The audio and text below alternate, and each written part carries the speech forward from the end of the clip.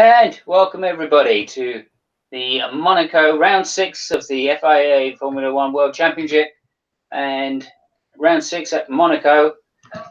And just before that cut kicks in and gets me again, yes. So welcome everybody. It's here. We've got exclusive radio from Lewis Hamilton to Pitts, and Pitts to Lewis Hamilton. We're going to play that for you very shortly. Just get that out of the way. It's very exciting. And just like to welcome Fabio. Hello, Fabio. Hey, how you doing? Excellent, excellent. We've also got a special guest this week, so looking forward to that. And we'll leave that as a mystery just for now. But straight to the exclusive that we have here. We've got Pitts to Lewis Hamilton. So let me just play that for you, if you wouldn't mind. I'm just going to cue that up for you. Yeah. Go ahead. Okay, here we go. Are you all right there, Lewis? It's Bono here from U2. Are you all right there, Lewis? Are you all right? I'm sending Edge down with some new tyres for you. Are you all right, my lad? The tyres will last you till the end of the album, at least. Okay there, Lewis. And there we go. That's the message we got. So Bono, looking after Lewis Hamilton. It's amazing, isn't it? He is godlike and saint-like, and that's presumably why he was allowed to get to the end of the race, or that's why he got to the end of the race. A fantastic performance by Lewis Hamilton, Senna-like in his ability to keep everybody behind him, especially Verstappen, who drives like Mansell, I think, at some points. It's just astonishing. Just took me back to the 80s. It's like it was yesterday. But there you go. So, I'd like to say welcome, Fabio. What did you feel? What did you think, Fabio? I don't know. I mean, I'm just thinking that whatever you're drinking, I want a case, because I don't know what the fuck you're on, but yeah, I'm on it. You know, just send me some stuff because we need it.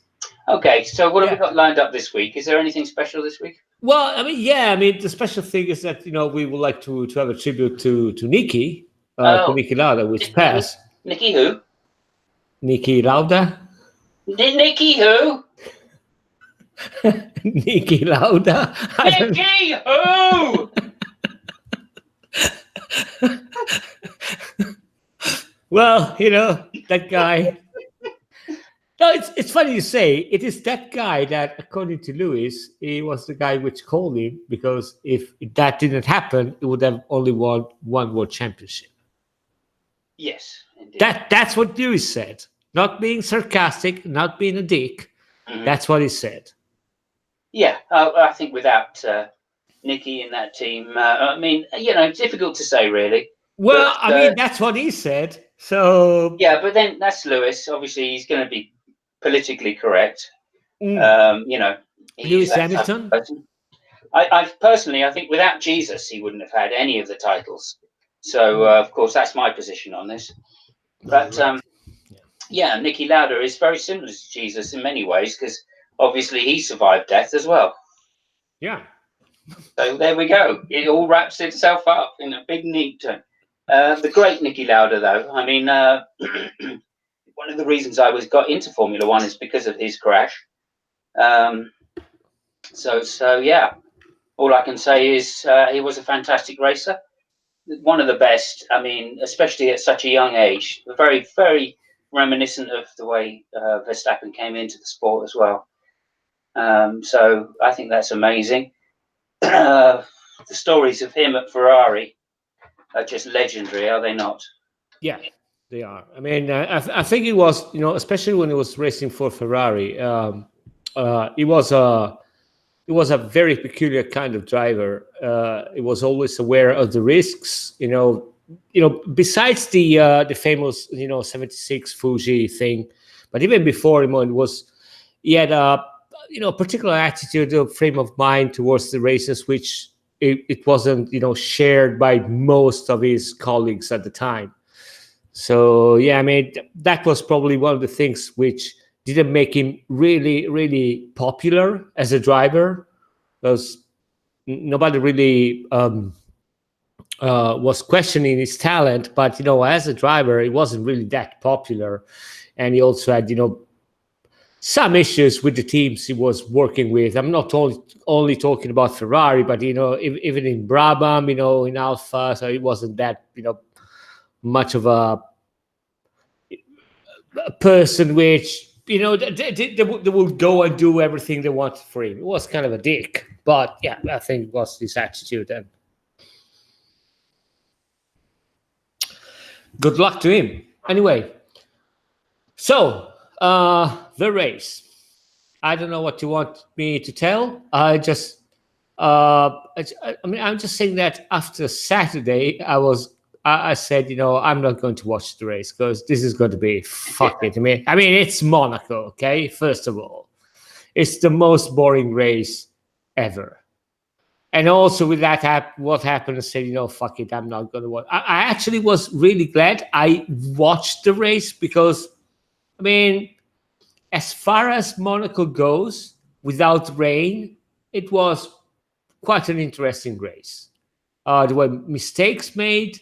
They put I don't know what the fuck possessed the Mercedes to put yellow tires on Lewis. It was lapping. I think that Sainz with the McLaren was faster than Lewis. I mean, everybody was fast. I mean, I was faster than Lewis. When I was going to take my cup of coffee, in and out of the race, I was faster than the guy. So. Yeah, but it's Monaco, so it is almost impossible to overtake, except if you are Leclerc. The guy made a couple of I mean, he made a couple of things which they're really hard to see in Monaco. I can't remember people trying to overtake people on the outside at Loves, which he almost did, with the McLaren, and he passed the lap after. I struggled to remember people overtaking at Rascas. I'm really struggling to, and he tried. I mean, he tried twice and was successful once, and he almost got it the second time. But so good for him. I mean, it was he spiced the race. He was actually the guy which allowed Sebastian to get second.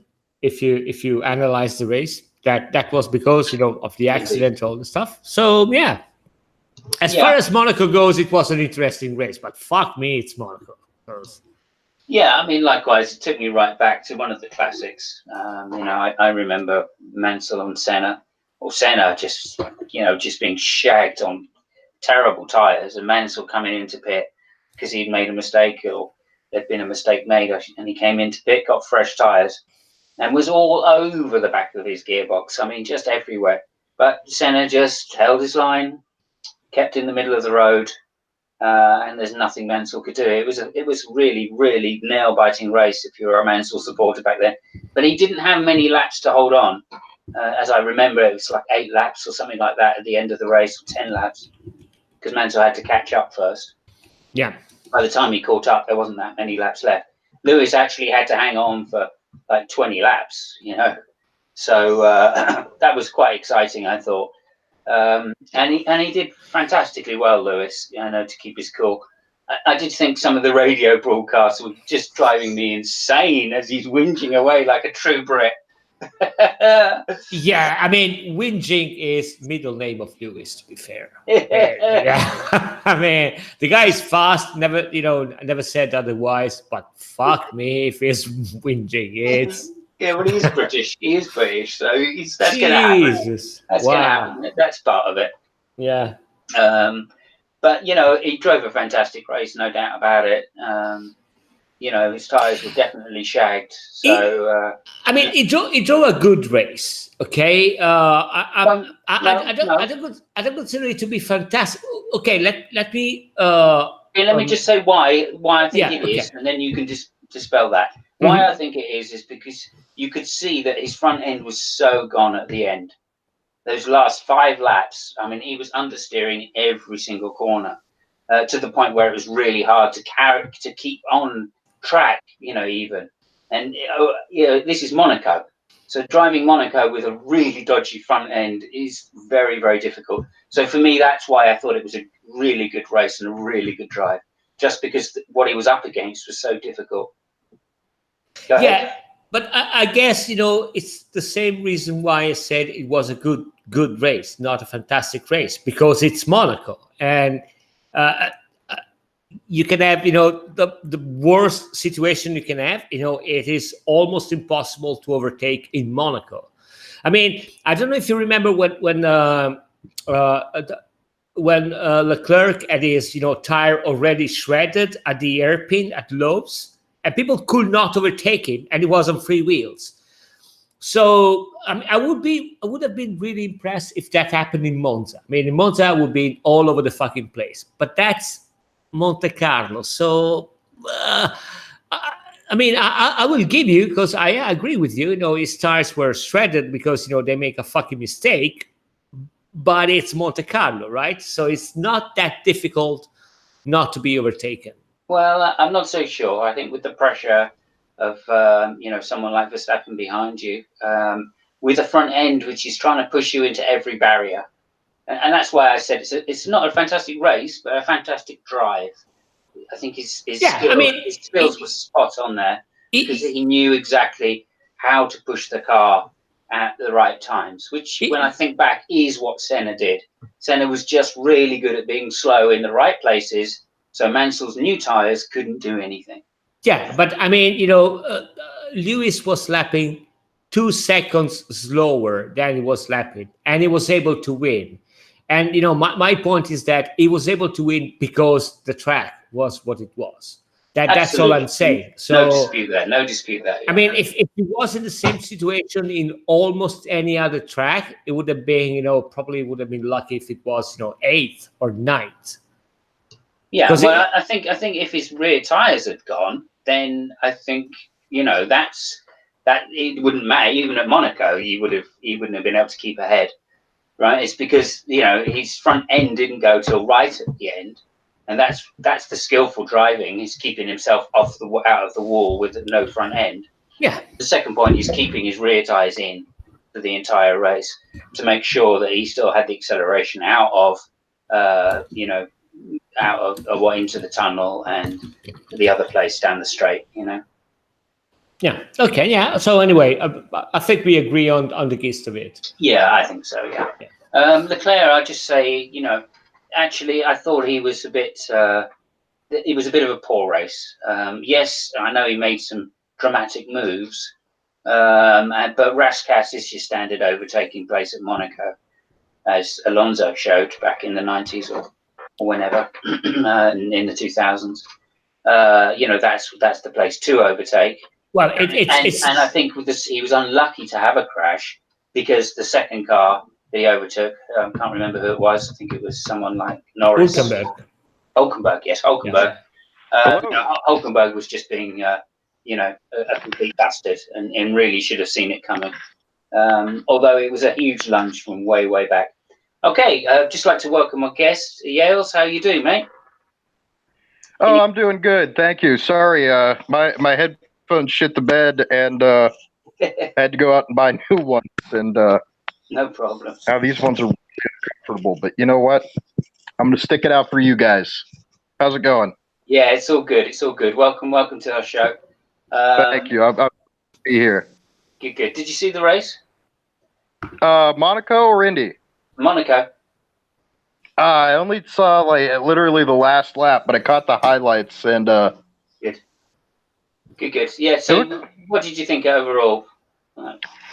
Honestly, it's a bit of a traffic jam these days, isn't it? Well, yeah. As Fabio said, it's Monaco. That's the nature of Monaco is.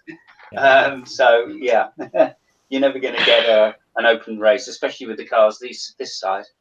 But, it's like trying to pass Niagara Falls through a coffee stir, man. I'd see that start looked like a motocross start. I don't know what was going on there.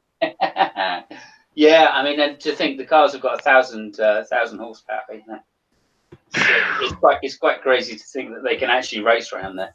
But No, it's why pole is so important. It's why people say that. Oh yeah, It's obviously why Lewis was in such an advantage after qualifying, and he did a fantastic lap in qualifying to put it on pole. I thought. I mean, who wiped out? I was watching in the highlights. Someone wiped out, and there were like 5 cars got stuck because the car sideways was just too wide to even get past. Yeah, good point. That was George Russell got hit by Giovanni. Russell. Yeah. And again, I was surprised. Giovanni has been making some mistakes. Really, I thought. In fact, I'd be worried about his career for next year. What would you think about that, Fabio? I don't know. I mean, Alpha this last races is really a problem. I think they have major problems. I think it's a budget problem. They started strong at the beginning of the year with new material, and I think that they're using material which has been used over and over and over again. They're lacking money for development, and now it's showing. That's something that we discussed at the beginning of the season. It's a very tight team, money wise. So I think that we'll have a comeback eventually, probably a couple of times or one time this year when they bring new material.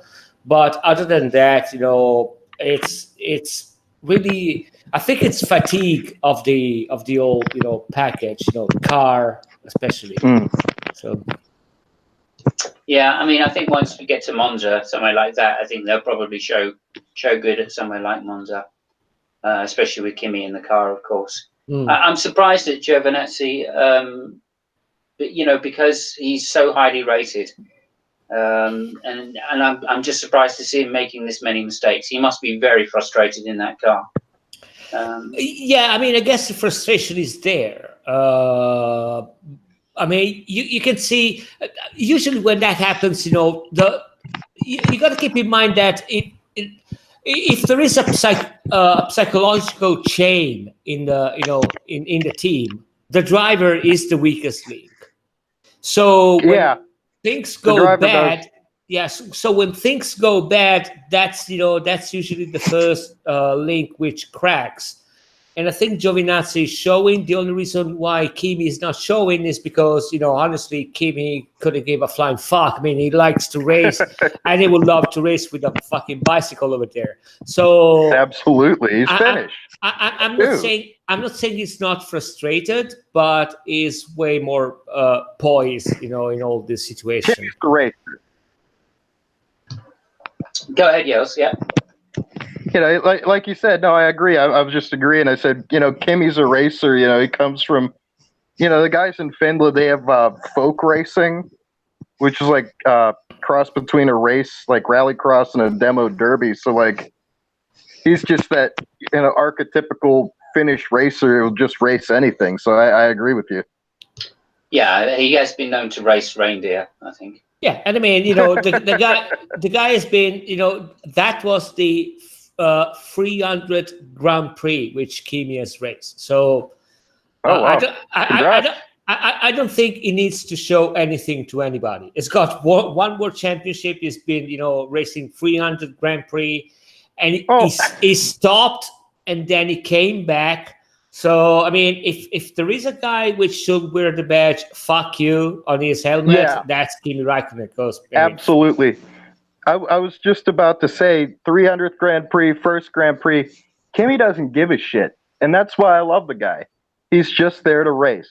That's all he cares about. I mean, Kimi, let me rephrase that. I mean, Kimi gives a shit. He loves racing, but he understands that you got to race. I mean, it's like, you got to pace with the cock you get. So he's going to race with the car he has and the team he has and the situation he has. So. Yeah, definitely. You got to pace with the cock you have. Oh, that's just brilliant. Wait, what? You got to piss with the cock you have. Mispronounced car. What did you say? Yeah. I said that you got to piss with the cock you have. That's good. You got to sit in the cock you piss. or something similar. But that's the light version. Cock you have. Okay, so yeah, so yeah, the pasty pastry. I thought, I thought he was a bit sour, shall we say, sour cream. This He was year, big. He didn't finish he too was well, did really pissed off. I mean, it was a huge mistake Ferrari made in qualifying, and I just feel that what's going on in that team, right? You said early on No, it was a mistake to promote this guy from engineer to team leader. Yes. And all I can say is yes, because it seems like the chief engineers are now taking over the strategy, and that seems to be a real problem because they're just fucking it up every single fucking race. If you remember last year, I can't remember which race. I think it was I can't remember if it was China or Mexico or Brazil. I can't remember. Probably Brazil. The previous team leader, the Arrivabene, he was quite critiqued because he said something on the line. We need someone which knows races. I think something happened. They made some strategic mistakes, stuff like that, and it was quite a critique because it said everybody talks about Ferrari, but we have a young team, and the team was actually made very young people. There was a shift. There was a shift. So and he said, we need someone with a bit more experience, which can have an overall look at the things and with experience can tell you what the shit happens. And it was really critiqued by that. And now Monaco happens. It's a fucking. I mean, I think it's a big problem.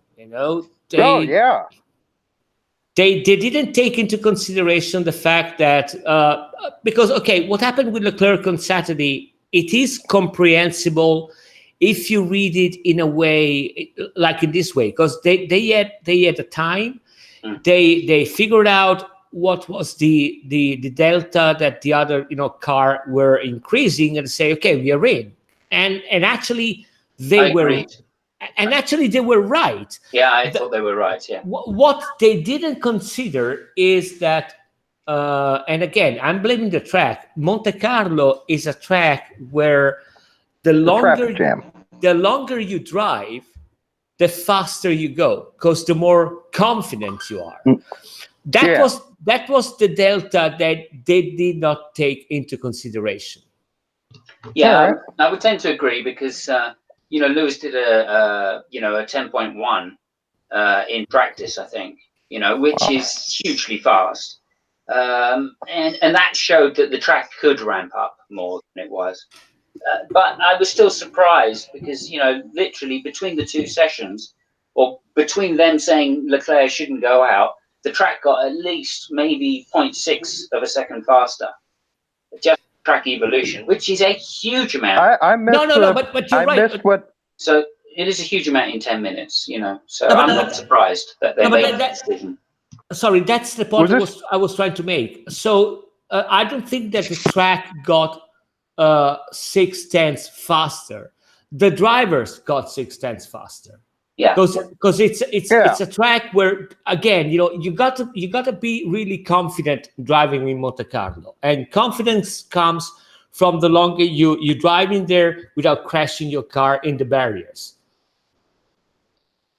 Yeah, I mean, it's kind of claustrophobic, and I can, I can understand, why you'd have to work your way up a little bit. That makes perfect sense.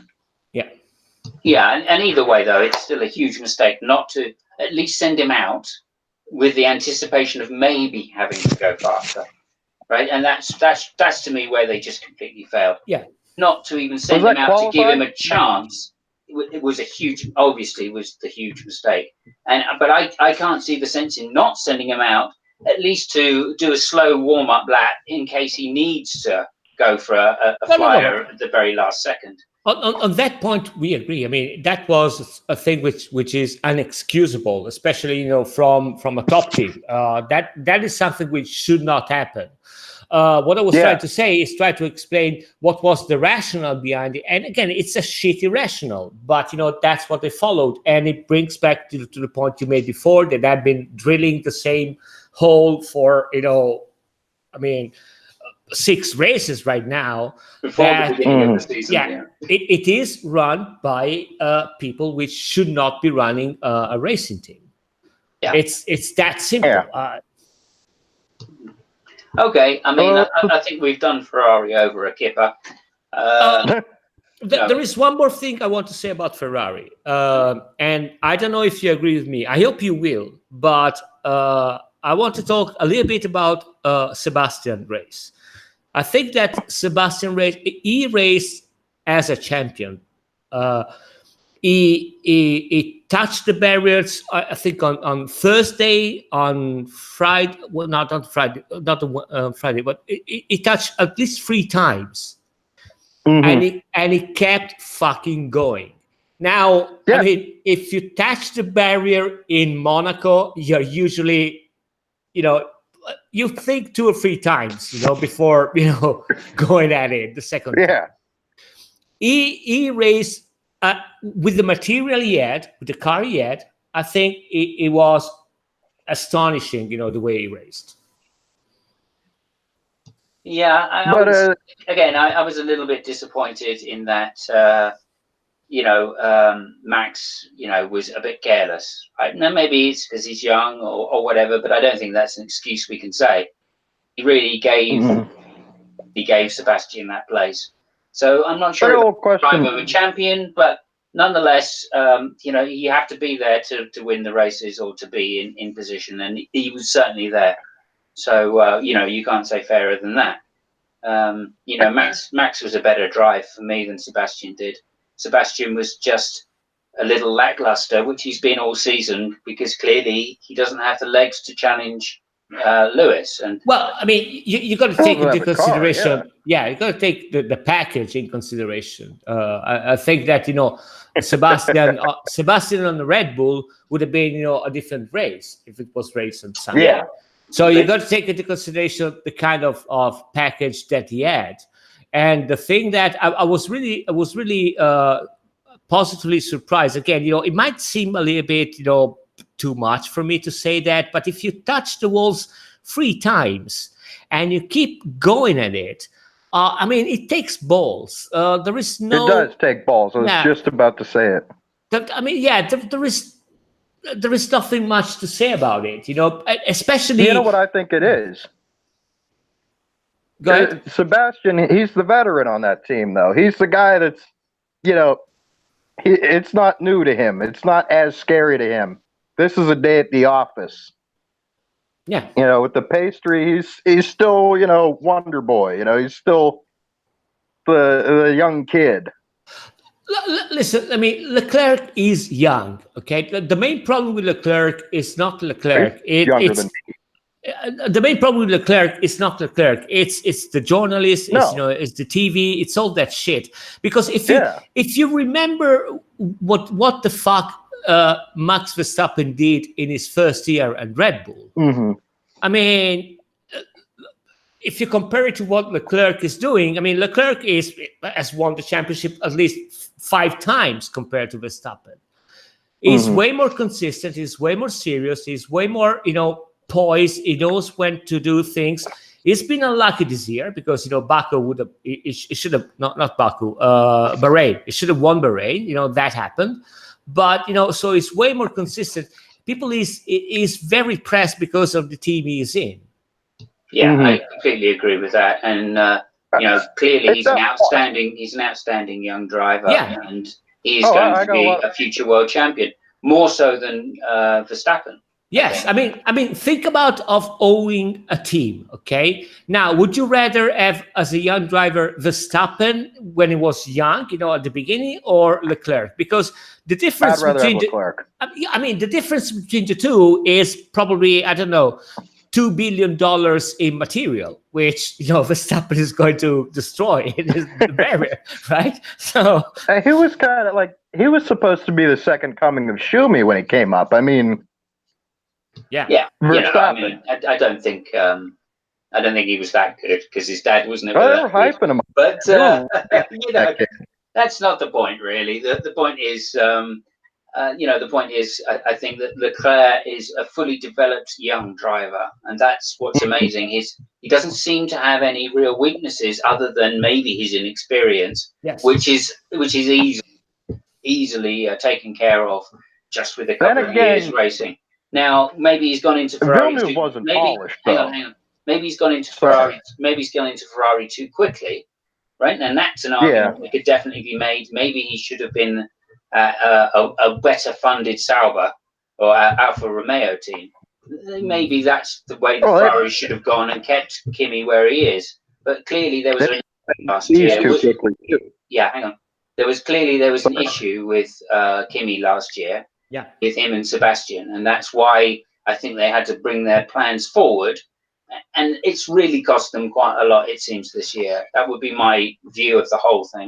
They also thought in Ferrari, that they had a way better package than the one they had, this year. So I agree with you, but it is understandable. If you think you've got a very fast car, you want to put the young driver as fast as you can in a fast car, because that A is going to deliver. I mean, A is going to deliver, and it's going to increase his confidence too. So there was that. I mean, they were thinking to have a way better car than they ended up having right now. So yeah, I can't really blame, and also I can't really blame because Leclerc has always been.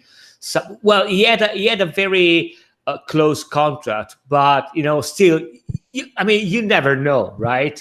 It was really appetizing as a driver. Yeah, absolutely. And also, potentially could have gone elsewhere. Am I still on air? If they hadn't have taken it. Go ahead, Yels.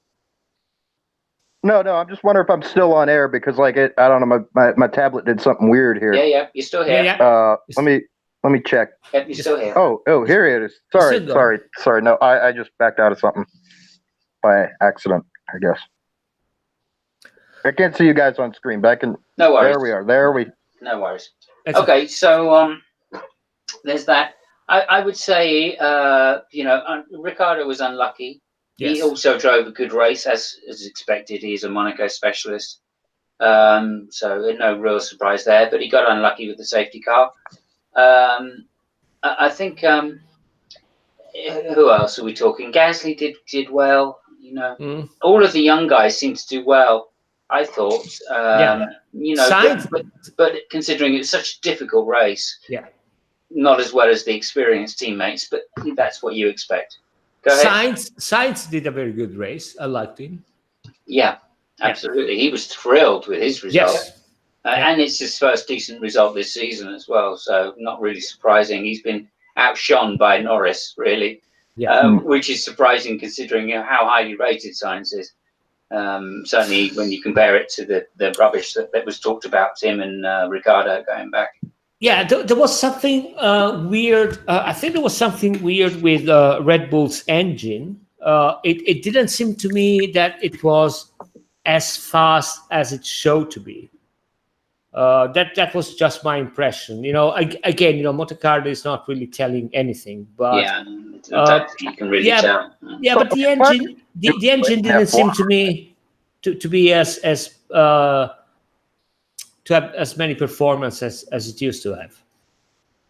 Yeah, well, maybe it's getting old, and they need a new one.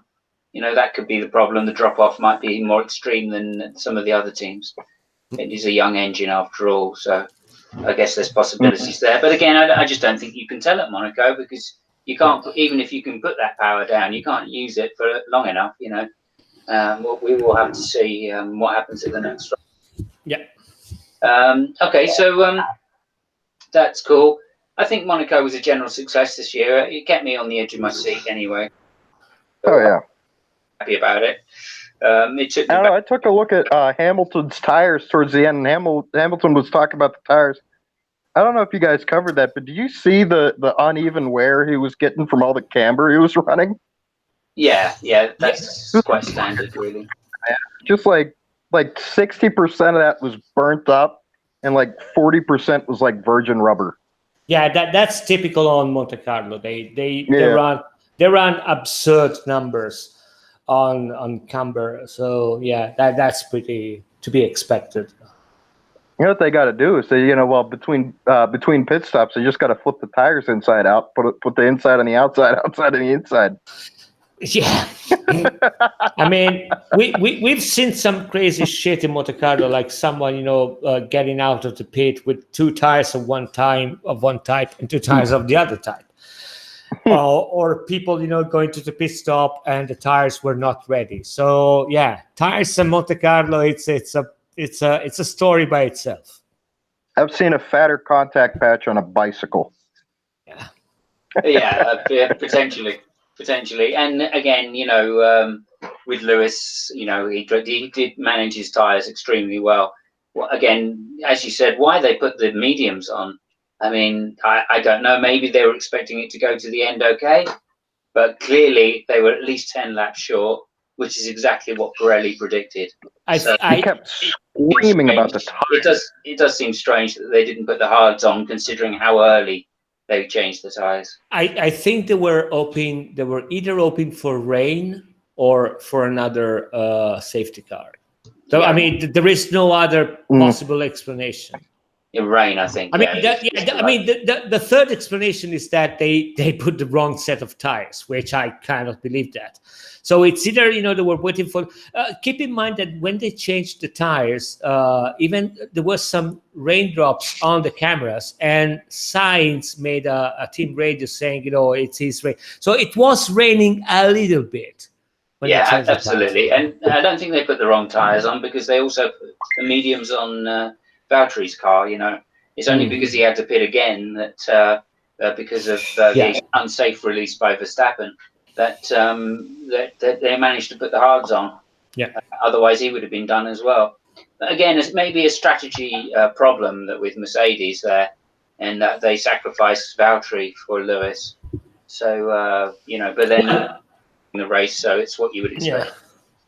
I think that the Mercedes thinks they're a NASCAR team, and they're just doing, like NASCAR strategy, just, praying for a yellow flag, or I don't know, maybe I think it's stage racing. Maybe I think it's rally. I don't know. Yeah, it's not likely. Not in a Formula One team, but it's not. No. I think they were praying for rain, really, and they were pretty sure that it was forecast at 90% before the race. So they're in the pits doing a rain dance. Yeah, they needed to be. I can tell you that right now. But anyway, there you go.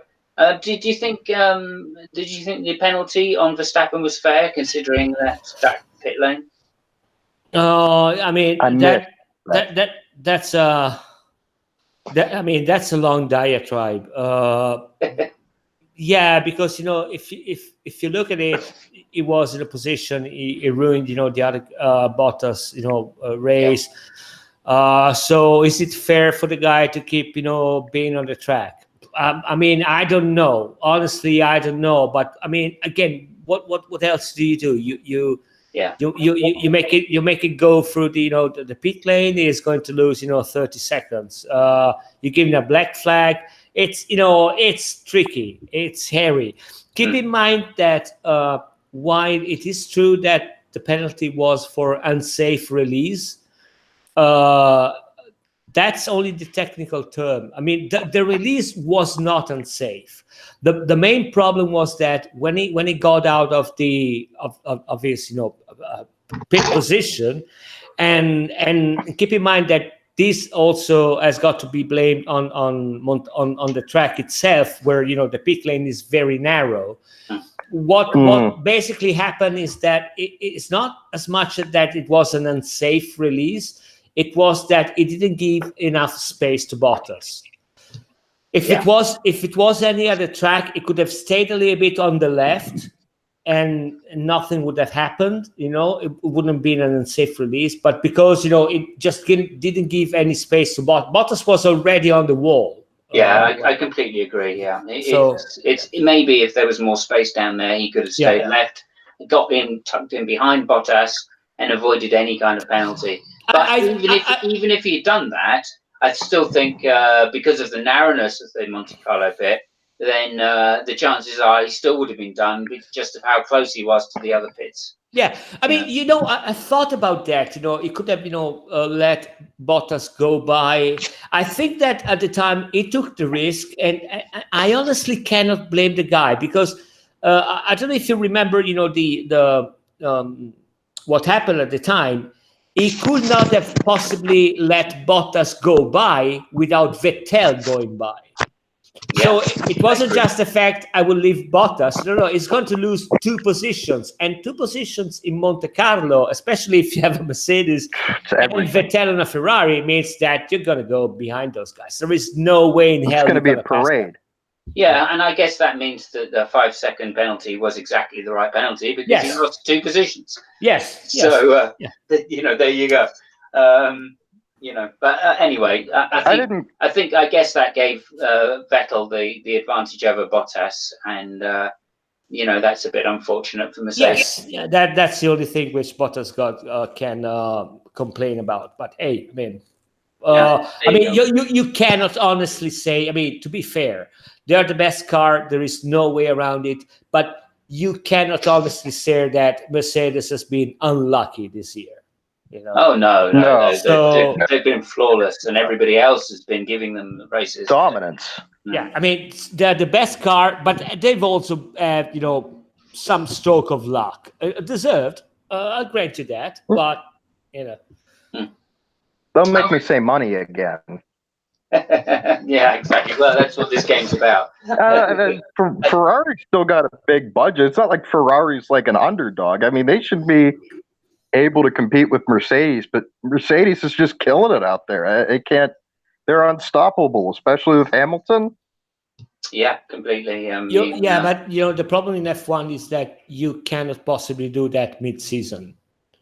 If you have a problem with the package, if you have the problem with the car that we talked about last episode, you can't just catch up. You can't just bolt a DFV into anything either. I mean, I hate to say it, that was the golden era. That was the DFV era when pretty much anyone could be competitive. Tom Price won a race of championships in a shadow. I mean. Yeah, well, again, that's a long time in the past, and since then it's been nothing but big business. And Ferrari have obviously had a huge advantage over the other teams I think they've had a huge advantage, because of their deals that they've been able to make with the FIA and the FOM to get extra budget. But it's deserved. And, that's just politics and history. So all we can deal with is what we're dealing with now. And in the last maybe 10 to 15, maybe longer, Formula One has been about the amount of progression you can make during the season, not just the car you turn up with. Yes, and that's really what's being alluded to here is that Mercedes aren't going to slow down. They're still going to increase their budget. They're still going to be updating the car, and Ferrari have not just got to do that; they've got to do it more, faster and with more money than Mercedes can put into it, and that's just not going to be possible. No. Maybe we'll see some differences at different types of circuits. I think that's what my hope is that Ferrari, come Monza, come Silverstone, are going to be a little more dominant, a little closer to Mercedes. Maybe it's a forlorn hope. I don't know, but it's a hope, and it'll at least make the championship a little more interesting because it's not over and done with yet. Yeah. Ferrari get behind Vettel, and Vettel suddenly starts getting on a streak of having some good luck. Lewis suddenly starts hitting Valtteri. Maybe they'll think. Maybe there will be. But I think here's the big question, though: what would it take to slow down Mercedes? Realistically? I just said realistically. I just said if Bottas drives into Lewis or Lewis drives into Bottas, that's what it's going to take now. Because they're not going to slow down. They're not going to slow down on their updating the car. They're going to bring an engine update when they get to wherever, right? When the 7th race, so that's Canada, the next race, isn't it? So Mercedes are likely to turn up with an engine update at the next race. Ferrari can't turn up with another engine update because they just brought one last race. So it's really tough for them. It's really tough. But I don't think anyone Ferrari doesn't have enough engine. I don't think that's the issue either. I mean, no. That's the issue. By rules, you have a certain amount of engines through the season. No, enough engine, enough power, enough. No, it's enough not. horsepower. Listen, it's not a problem of engine. The problem that Ferrari has is not the engine. Yeah, that's what I'm sorry. That's what I've been trying to say to both of you. I'm sorry to confuse you guys. That's okay. Yeah, it's okay. I was just making the point that Mercedes are gonna come with an updated engine in the next race, I would imagine. And Ferrari have already brought an updated engine. They're on their second engine now. So Mercedes are still on their first. So that's a huge advantage for Mercedes. Even if Ferrari have a more powerful engine, Mercedes are going to catch up a little bit at least. And they're already dominant in the aero department, I would say. It seems. I mean, that's all we can put it down to. So that doesn't hold out much hope for Ferrari having some money in to update their car and to at least develop past Mercedes, which is what's needed. What I think they should do, and I hope this is going to be if the season progresses, like that. What I hope they will do is, to say, what, fuck this season. We're gonna move the budget to the next car, and we're going to use those races as a test bed.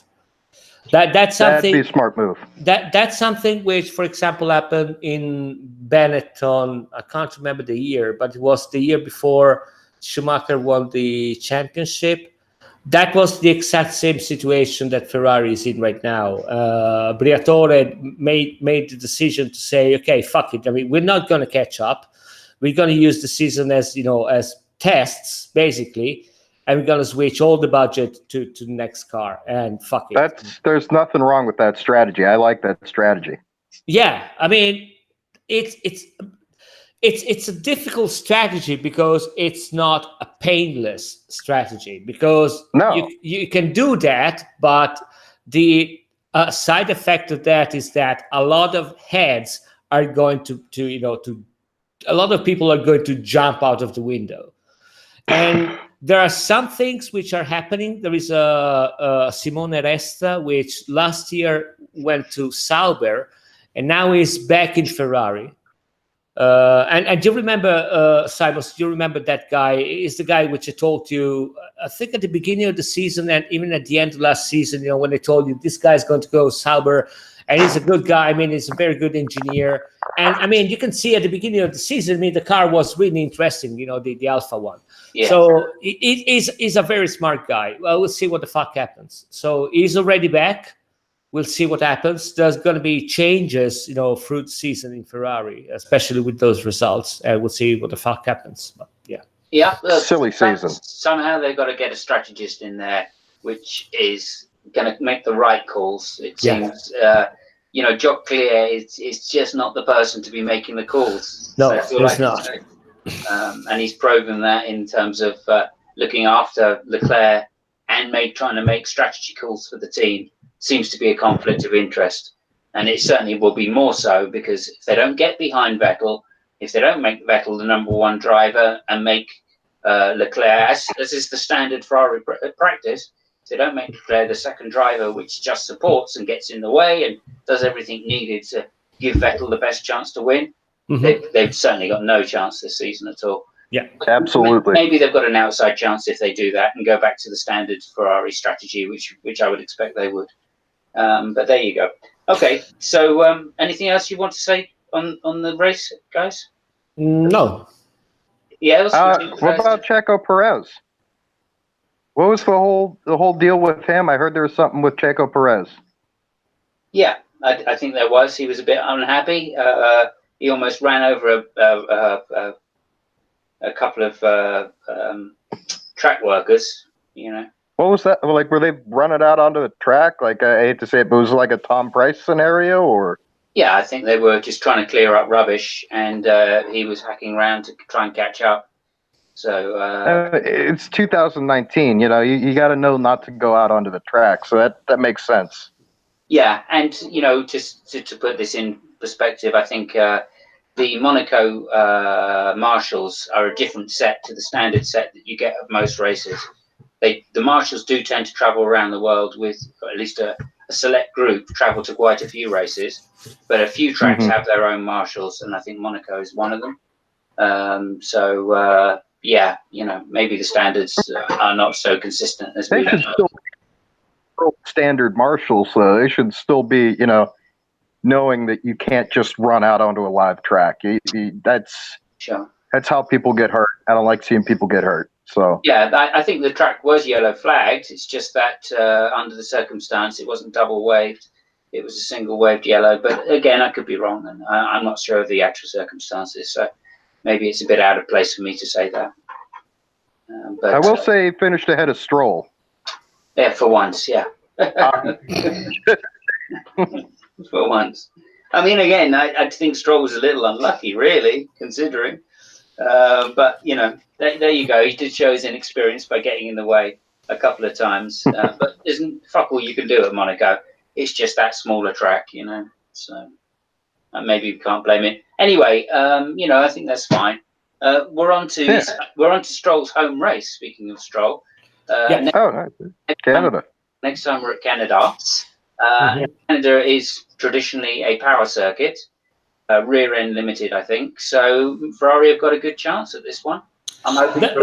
True. They have a chance. I mean, Canada is a low downforce circuit, so it usually it's favorable to high efficiency car, and Ferrari is a more efficient car. We talked about last time. The problem is that the gap with Mercedes is big. So the Mercedes is not as an efficient car as Ferrari, but because it's low downforce, you can get a little bit of efficiency. Now it remains to be seen if this gap in efficiency of the two platforms is enough for Ferrari to actually overcome Mercedes. What I'm saying is that Mercedes is already starting way ahead, so they're gonna lose a little bit of their characteristics, and those characteristics might be gained by Ferrari. But I don't know if the gap is enough for them to catch up. I don't know. It's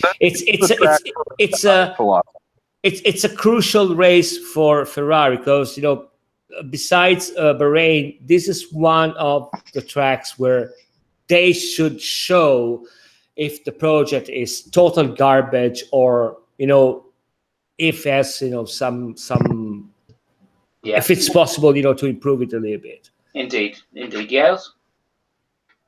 No, I totally agree that if you're going to go with the Italian philosophy like Ducati has, where they it's just I want to display my dominance with horsepower, and I want to be able to race like that. Okay, but there has to be the tracks that work for you. They have to say, okay, I'm going to lose this track, and this track. Monaco's in the toilet. I don't care about Monaco. Let's win at Monza. Let's win at Canada. You have to be able to make enough of those up for it to add up. And I agree with what you're saying. Yeah, whether it's enough to overcome Mercedes or not, we shall see. My gut feeling is that it is. I think that Sebastian will find something extra, and Lewis. I would love to see. Yeah, Lewis, will be struggling because he'll have to compete against Valtteri. So that's my feeling is that after the race at Monaco, that they really are going to just get behind Vettel and things will change for them. It's a hope. You got to back the veteran. Hope. I want an entertaining season as well, and I certainly don't want to see 1-2 for Mercedes at every single race. So maybe I'm being a bit naive, or maybe I'm being a bit fantasy driven. But maybe you're being a fan. That's understandable.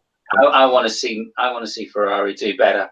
Listen, I already found my solution. I'm watching the GP2 races, which are this shit. So fuck it. Yeah, I heard it was Anthony Herbert, which is, I guess, Johnny Herbert's son, who's doing very well there. Yeah. Or is it Hubert? He might be French. I'm not certain. But Herbert, Hubert, who gives a shit? Yeah, I did see them. Okay, so just briefly, that's our thing. We've got Canada in 2 weeks' time. So that's something really to look forward to. Canada's a great race. So that's great.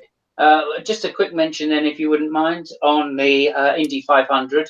Alonso, of course, failed to qualify. Big shock. Big fucking shock for me, because he had a really powerful engine. So it wasn't his fault, but like McLaren, that has to be one of the biggest embarrassments in the history of motorsport.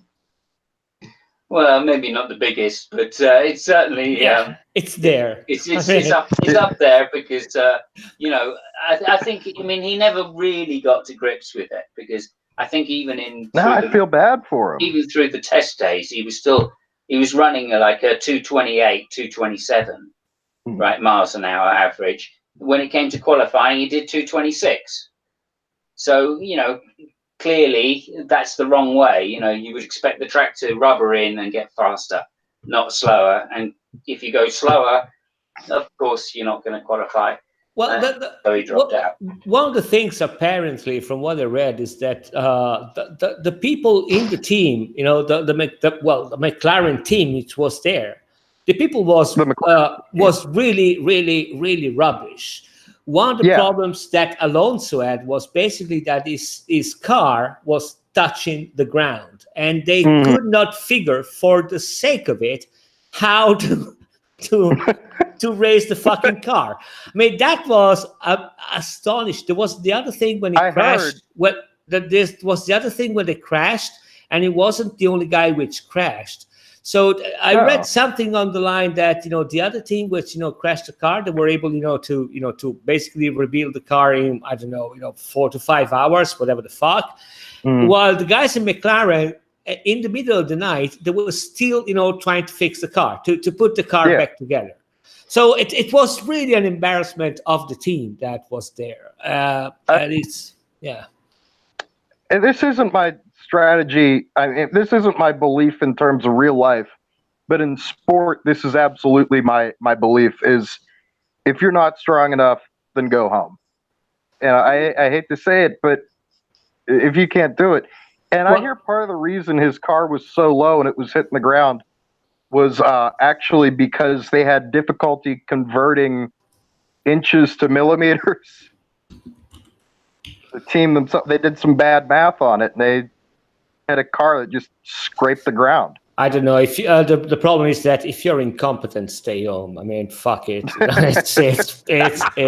it's fucking ridiculous. I gotta say, the unsung hero of the Indy 500 has to be Andretti, though. He had a diabolical car. The center of pressure was all messed up. He finished. He stayed out of people's way. He raced and he finished, and good for him. I got to give him a lot of props for that.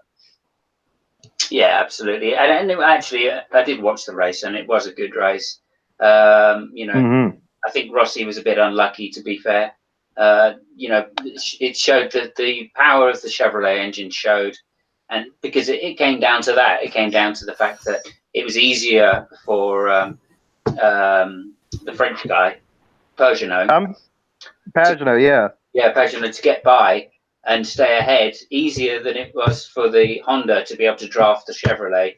The Chevrolet can easily draft the Honda, and just to come down to that, after 500 miles, that's quite an amazing race. So again, I was thoroughly entertained, and I didn't mind that Alonso wasn't in the race at all. I thought I would really not enjoy the race because Alonso was out, but no, in fact, it was great. And also a big shout out to Danica, who turned out to be quite a good commentator. Yeah. Oh yeah, Dale Jr. too. Yeah. It was a great team. Quite impressive. Overall coverage by NBC was not great, but the commentary was excellent. I like those two very much.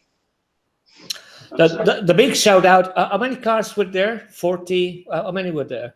33. Yeah, so a big shout out to the to 33 Italian cars which race in Indianapolis. You mean Delara, presumably? Yeah.